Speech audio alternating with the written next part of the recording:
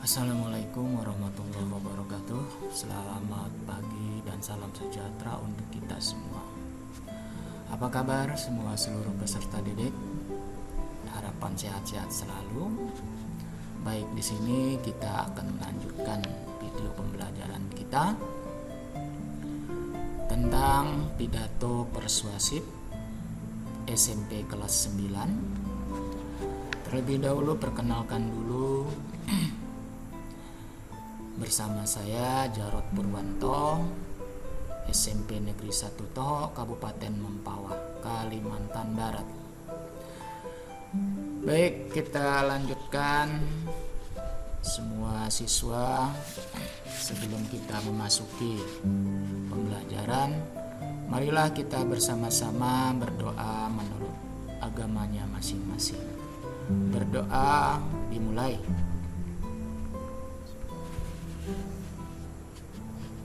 Berdoa selesai. Baik para siswa seluruh Nusantara, khususnya di SMP Negeri 1 Toho, Bapak akan menyampaikan materi tentang pidato persuasif. Apa saja yang terdapat di dalam pidato persuasif? Mari kita bahas bersama tentang materi yang akan kita pelajari pada berikut ini. Baik, sebelumnya para siswa akan lebih jelas lagi.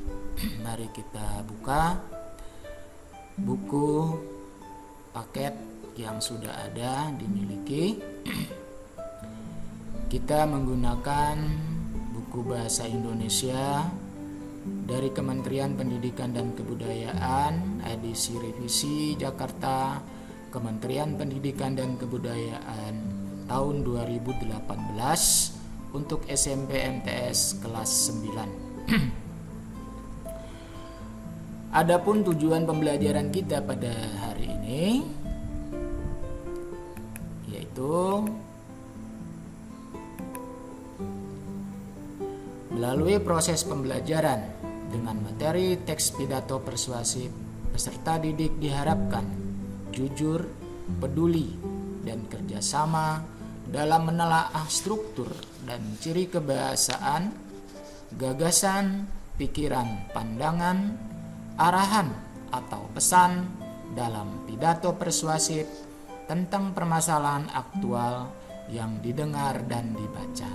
Nah, inilah tujuan pembelajaran kita di dalam pembahasan pidato persuasif. Adapun pokok-pokok bahasan yang akan kita pelajari dalam pidato persuasif adalah sebagai berikut. Yang pertama, pengertian pidato persuasif.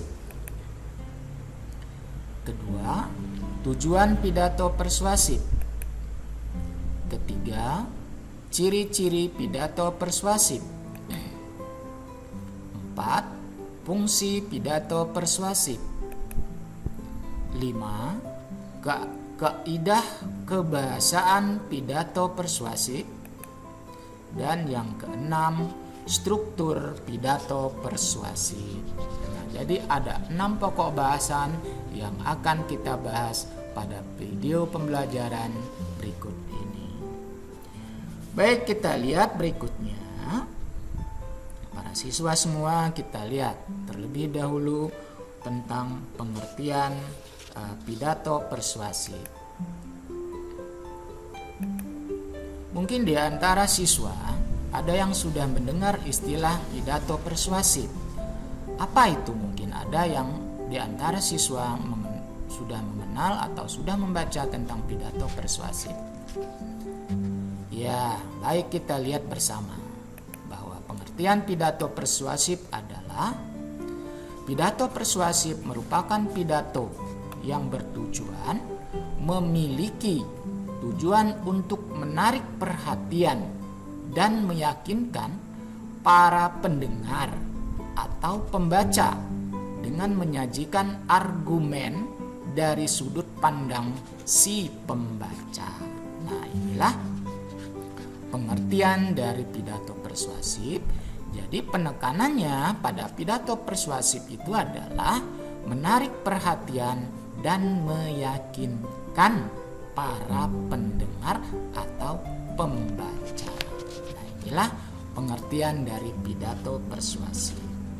Baik, berikut lagi kita lihat tujuan dari pidato persuasif. Nah, apa saja tujuannya? Kita lihat bersama bahwa tujuan pidato persuasif yang pertama adalah memiliki kecakapan dalam menyampaikan pidato. Yang kedua, memiliki isi yang mengandung pengetahuan. Nah, jadi memiliki isi yang mengandung pengetahuan. Yang ketiga, memiliki tujuan yang akan dibicarakan. Yang keempat, memiliki topik yang terjalin antara hubungan yang harmonis. Nah, jadi ada 4 tujuan pidato persuasif. Bapak ulang sekali lagi bahwa yang pertama pidato persuasif yang pertama memiliki tujuan kecakapan, memiliki isi, memiliki tujuan, dan memiliki topik. Baik, berikut kita lihat kembali. Setelah kita melihat tujuan dari pidato persuasif, maka kita akan melihat ciri-ciri dari pidato persuasif tersebut. Apa saja dia ciri-cirinya?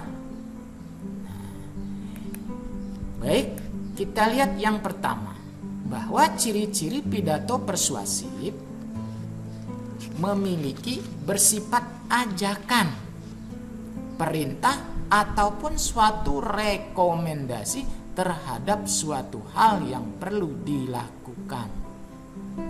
Ciri yang kedua, menggunakan kalimat yang bersifat membangun. Yang ketiga, menyertakan sesuatu permasalahan yang akan dibahas.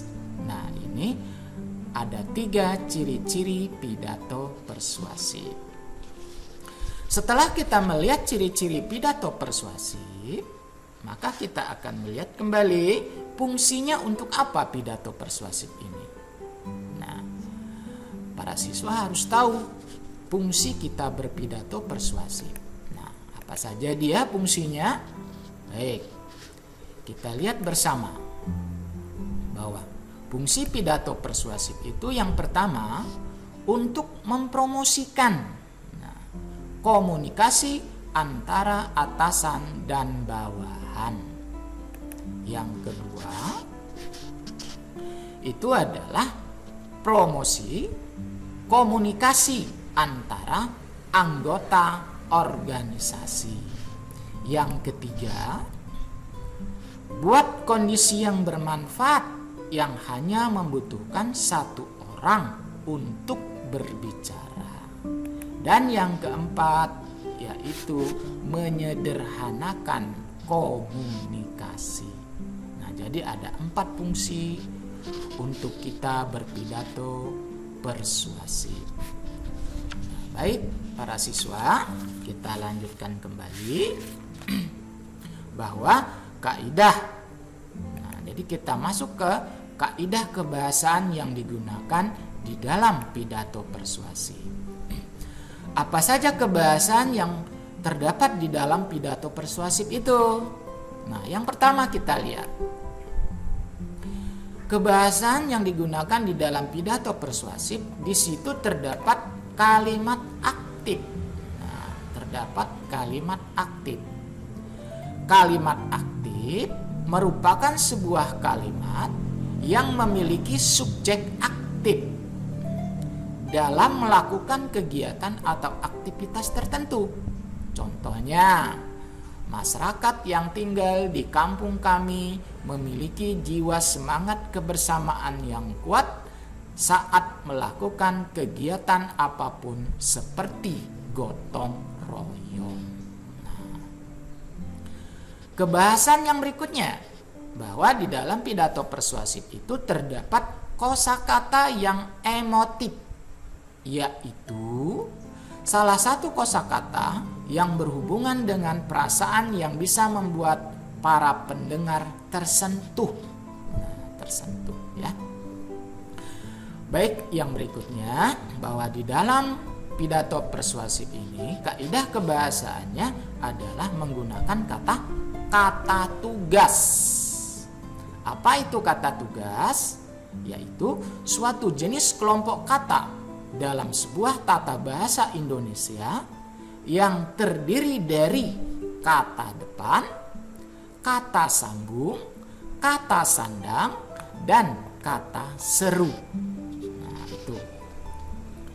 Nah, berikutnya lagi yang keempat, di dalam pidato persuasif terdapat kaidah kebahasaan menggunakan kosakata bidang ilmu atau menggunakan istilah.